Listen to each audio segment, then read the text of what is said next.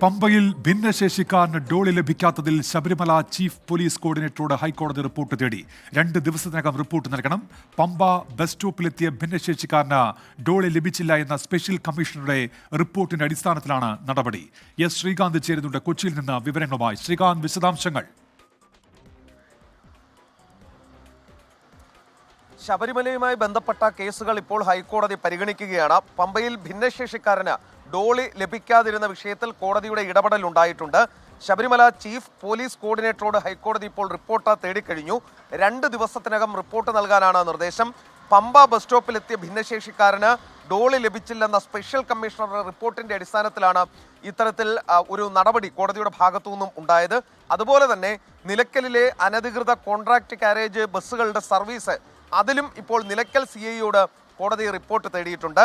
പമ്പ, നിലയ്ക്കൽ, സന്നിധാനം എന്നിവിടങ്ങളിൽ ശുചിമുറി സൗകര്യം സംബന്ധിച്ച റിപ്പോർട്ടും നൽകാൻ നിർദ്ദേശമുണ്ട്.